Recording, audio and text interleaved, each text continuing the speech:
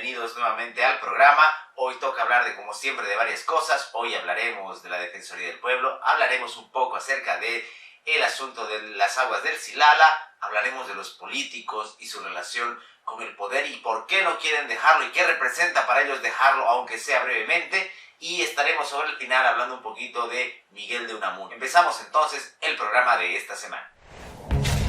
La Voz Universal TV presenta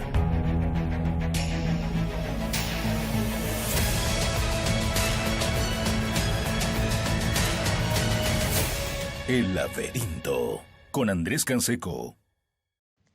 Este programa cuenta con el auspicio de Universidad Salesiana de Bolivia. Esta semana ha sido marcada la agenda político-mediática, porque ha tenido un poco de faranduleo también, o bastante de faranduleo, este asunto de los postulantes y su presentación para la Defensoría del Pueblo. Hay que recordar que esta institución creada inicialmente con la anterior Constitución Política del Estado, con las reformas de los años 90, tiene ahora en estas fechas que renovarse con una elección que no es de manera directa, sino que se da a través del órgano legislativo, que entre los postulantes y de una supuesta revisión académica y de una supuesta manera de evaluar las capacidades e idoneidad de los representantes, va a elegir un nuevo defensor del pueblo. Yo ponía el otro día en redes que, como toda creación humana, la misma institución debería ser revisada, porque de un tiempo a esta parte ni siquiera la Defensoría del Pueblo se llama así, ya de por sí el nombre es demagógico, del pueblo, sino que además se convierte en una defensoría del gobierno. ¿Por qué? Porque lógicamente al desprenderse de los votos de un órgano legislativo, responde a los intereses del partido que tiene una mayoría o del acuerdo que tengan las distintas fuerzas en ese órgano. A ver, esto no suena mal. Esto suena incluso como algo medianamente sensato, medianamente lógico, porque ese supuesto equilibrio de fuerzas, esos contrapesos, deberían arrojar cierta idoneidad. Pero como ya ha sucedido en un par de ocasiones, esos 2/3 que suele tener, o esos casi 2/3 que suele tener un solo partido, o inclusive no teniéndolos, con la negociación poco moral de ciertas fuerzas políticas, termina dando a personas que están lejísimos de ser aptas para este cargo, por lo menos para lo que representa en la idea. Porque lo digo, inclusive, no tiene mucho sentido pensarlo, porque inicialmente la Defensoría del Pueblo surge como una institución para defender a los ciudadanos del Estado, del gobierno, de los abusos policiales, de las autoridades, del abuso de poder, etcétera, etcétera.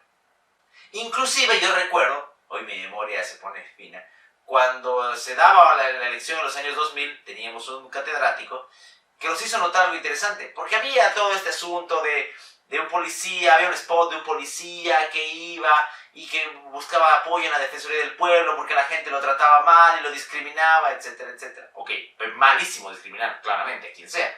Pero no tenía sentido esa propaganda, porque la Defensoría estaba para proteger a la ciudadanía del Estado, no al revés.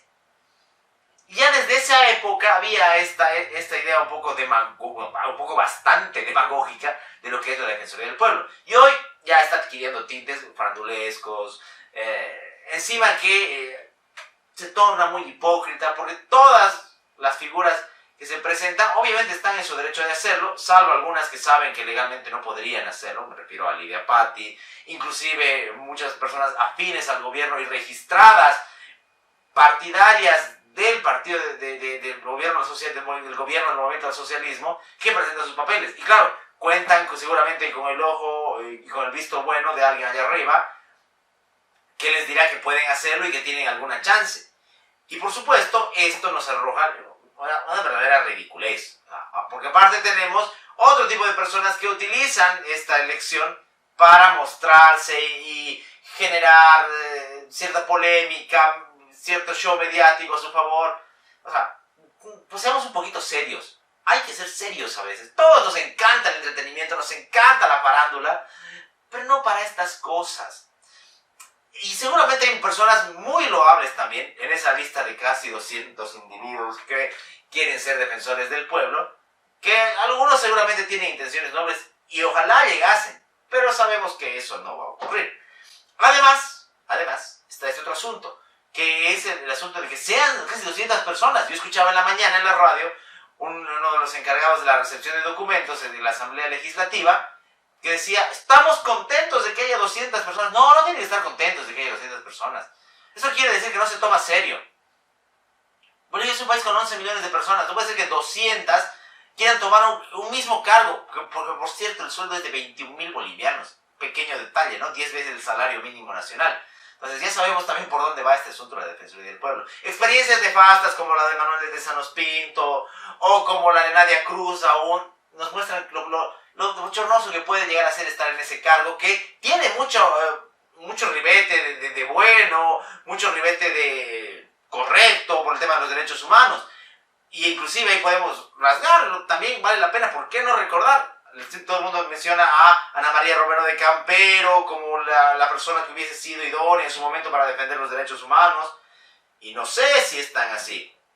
No sé si su voz fue tan ecuánime cuando estaba ahí en el gobierno y en la Defensoría del Pueblo, y mucho menos de 2005 a 2010, cuando ella fue parte del gobierno, del primer gobierno del movimiento al socialismo. Fue senadora de Juan Evo Morales Ayma. Y ojo, del 2005 al 2010 hubo muchísimas violaciones a los derechos humanos. Lo que pasó en Pando, lo que pasó en el Hotel Las Américas, lo que pasó en Sucre con la Asamblea Constituyente. Y Ana María Romero de Campero, la ex defensora del pueblo, era senadora. Y su amor por los derechos humanos no era tan evidente cuando las vulneraciones eran azules.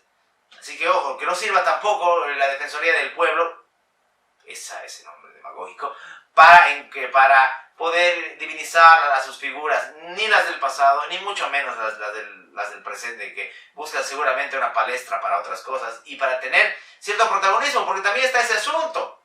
Están los representantes departamentales del Defensor del Pueblo, y hay algunos que verdaderamente acá en Santa Cruz han dejado muchísimo que desear. Ha habido otras figuras dignas en el pasado en la Nacional, sí, asumieron una posición interesante, porque asumieron un contrapeso a los otros órganos del Estado, porque eso debería ser esta defensoría.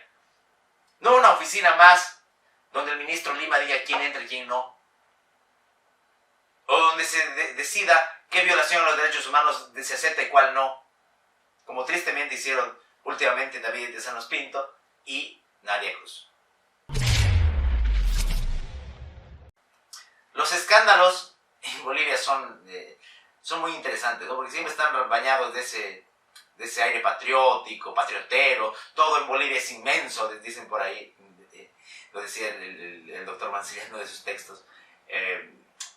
Y claro, y hasta el agua, un recurso que según la misma Constitución boliviana es un derecho humano. Ojo, no, según la misma Constitución es un derecho humano que no debería denegarse a nadie. Es hoy el elemento que vuelve a ser objeto del litigio entre Bolivia y Chile. Esta vez por lo que ocurre con las aguas del Silala. Vamos a hablar de eso en otro momento cuando se den mayores adelantos en el proceso. Pero de lo que hay que hablar brevemente, ya que estamos en este periodo en el que la diplomacia vuelve a aparecer, y es nada más y nada menos que la diplomacia, el movimiento del socialismo es apolitizada completamente, que aparece para buscar defender otra vez los recursos naturales de Bolivia. No olvidemos el papelón de la Haya en el 2018, no olvidemos la manera en la que se manejó todo eso.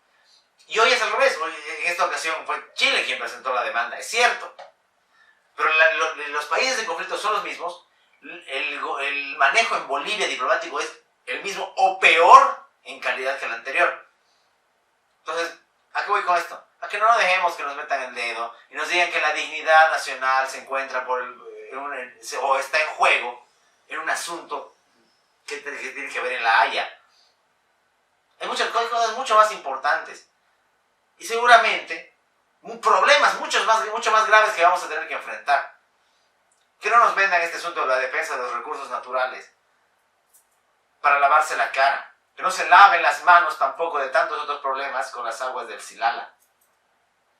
Hay mucho más allá que esta demanda, y alimentar además ese conflicto más que centenario con la nación vecina. La diplomacia en Bolivia es politizada, es de muy baja calidad. Hay que recordar lo que nos decía el gran Alcides Arguedas en una de sus cartas, donde hablaba justamente de la diplomacia boliviana. Decía Arguedas: nuestra representación diplomática y consular, señor, se refería al presidente, salvo excepciones, es un desastre. Es quizás más una vergüenza. Era una carta que le dirigía al presidente Siles. Ha pasado más de un siglo. No, casi un siglo, porque la carta es del 1926, y la situación no ha cambiado. Y hoy todo ese asunto del Silala parece ser el escenario en el que muchos van a querer lavar sus caras.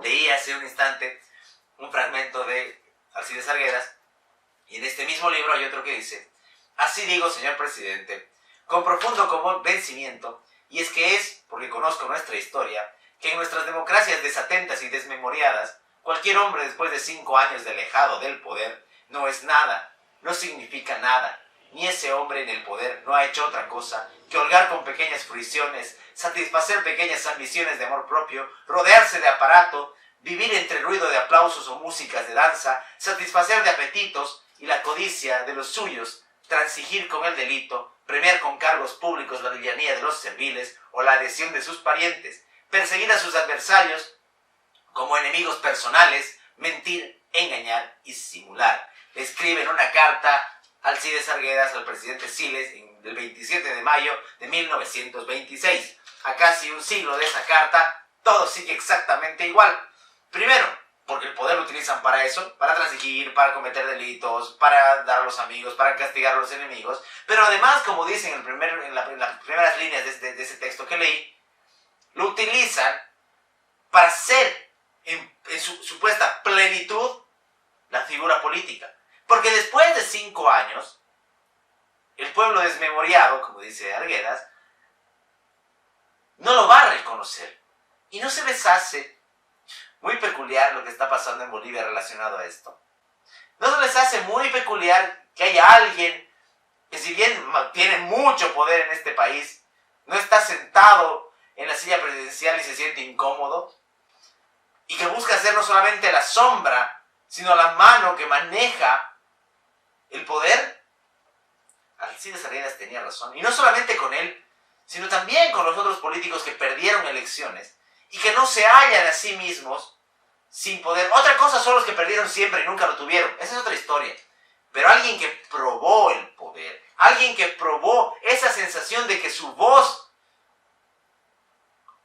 era aquello que se tenía que hacer, no se siente bien en el poder. Puede decir no, para las cámaras, no, está bien, yo lo dejo para otras generaciones, hemos creado una escuela de liderazgo, bla, bla, bla. Mentira. Hasta que un ser no da el último estertor, un animal político quiere poder. Es más, no solamente en estos tiempos tiene la idea del poder, sino hasta de la vanidad. No están hablando de mí, dicen ellos. Necesito hacer algo, necesito jugar a ser un blogger, necesito jugar a ser un podcast. Necesito hacer algo para que la gente hable de mí y no me olvide. Así piensan los políticos acá. Necesito abrir una cuenta de TikTok y bailar y llevar sillas de ruedas a los barrios para que la gente no me olvide. ¿Se acuerdan de ese episodio de Los Simpsons, en ese especial de terror en el que los anuncios cobran vida? Y a través de la estrategia que diseña Lisa con el publicista, interpretando una canción de Paul Anka, se dan cuenta de que los anuncios iban a morir si no les daban atención. Exactamente eso es un político. Exactamente eso es. Necesita su engreimiento saciarlo con la atención del público. Antes seguramente era en plazas, en parques, que lo sigue siendo, en coliseos, en barrios populosos, pero ahora también son las redes. Necesito likes, necesito seguidores. Así dicen los políticos. Y es lo peor, que utilizan los restos de tiempo, en lugar de prepararse y preparar propuestas para la siguiente elección, lo utilizan para su vanidad. Y esa corta memoria de la que nos habla Arguedas también tiene un ala todavía más filosa, y es olvidar lo que hicieron estos en el pasado. Lo hemos dicho la anterior vez, los políticos de los 90 hoy están de nuevo en el poder y se venden como cosas nuevas. Ha pasado 20, casi 30 años y ahí están vendiendo renovación. Es eso también lo triste, que ellos lamentablemente supieron esperar más de esos 5 años, pero ya no lo esperarían más y necesitaban reciclarse al costo que sea, inclusive si ese costo es el bienestar de la ciudadanía boliviana. Voy a finalizar el programa comentando uno de los ensayos de este libro de Miguel de Unamuno. Recordarán este filósofo español, además, connotadísimo, creador de varios géneros, entre ellos obviamente el ensayo filosófico, pero también la novela. Inclusive ocupó el rectorado de la Universidad de Salamanca en un periodo de la historia española muy complicado. Lo hemos comentado cuando hemos mencionado alguna película de él, o en la que él es personaje. Pero me voy a referir hoy a un ensayo que se llama El dolor de pensar. El dolor de pensar está en este libro que se llama justamente De mi vida, y hay algunos fragmentos del ensayo corto que vale la pena comentar porque están buenísimos. Dice Unamuno en una parte del ensayo: hay una diferencia capital, nos va a decir Unamuno, entre engendrar una idea y criar una idea. Y va a usar la metáfora, por supuesto, de un niño. Dirá, cualquier ser humano con capacidades biológicas necesarias puede engendrar un hijo y hasta abandonarlo. Un hombre o una mujer puede abandonar, no solamente el hombre abandona. Pero otra cosa es criarlo. Algo que seguramente no tiene nada de genial lo que está diciendo. Eso es algo que está en la sabiduría popular, si quieren llamarle sabiduría. Pero lo mismo puede pasar con las ideas, nos va a decir Unamuno. Una persona puede tener una idea muy buena, puede filosofar inclusive, engendrando contenidos, pero darles la continuidad, trabajarlas durante un buen tiempo de su vida, eso no lo hace cualquiera. Porque además eso hace que resista el tiempo, y además eso hace que se pula, entre comillas, la idea. Porque todos tenemos ideas que nos parecen geniales, modelos o proyectos que nos parecen muy buenos, pero ese tránsito de criar las ideas, los proyectos, las ideas, nos puede dar otra riqueza en los contenidos. Y eso es lo que nos dice Unamuno, que nos puede provocar dolor. El dolor de pensarlas, porque implicará también encontrarse con alguna que otra adversidad y decepción. Y tiene razón Unamuno. No solamente desde el punto de vista filosófico, político, moral, sino también personal. Dice más adelante Unamuno, ya cerrando el ensayo de una manera absolutamente genial: no sabrás quién eres hasta que al verte un día de tal modo deformado por el espejo, te preguntes, ¿pero este soy yo? Y empieces a dudar de que tú seas tú. Empieces a dudar de tu existencia real y sustancial. Aquel día empezarás a vivir de veras. Y si eso me lo debieras, podría yo decir, lector, que te había criado, lo que es mucho más que haberte engendrado. ¿Me entiendes? Es genial, es genial. Es genial porque primero nos está recordando la importancia de la duda. En un mundo donde todos quieren certezas, en un mundo en el que todos quieren posiciones ya, seguridades, y se apegan de nuevo a los dogmas, Unamuno nos dice, no, vas a empezar a vivir de veras cuando dudes. Y esto también aplica para la fe, también aplica para la política y como para muchas otras cosas. Y al final es genial porque cierra esta idea de lo que les había comentado de la diferencia entre criar y engendrar. Porque uno puede leer no solamente a Unamuno, sino a muchos filósofos o muchos pensadores o mucha literatura.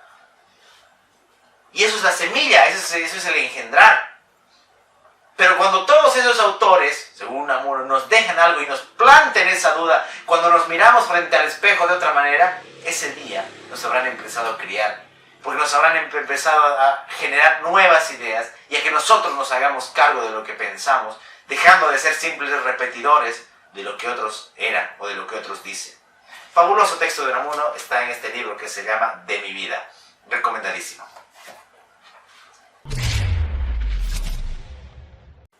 Y luego de haber leído a Unamuno, un fragmento por supuesto, es momento de cerrar el programa, no sin antes agradecerles a todas las personas que nos siguen, que nos dejan sus likes, se comparten, que siguen el contenido a través de la radio La Voz Universal 91.2 FM, a través del canal lavozuniversal.tv, a través de nuestras redes sociales, Facebook, YouTube, Instagram y también Spotify. Agradecerles siempre, nos vamos a encontrar la siguiente semana con una enorme y muy agradable sorpresa. Mi nombre es Andrés Canseco, que tengan un muy buen descanso. Este programa cuenta con el auspicio de Universidad Salesiana de Bolivia. El laberinto con Andrés Canseco.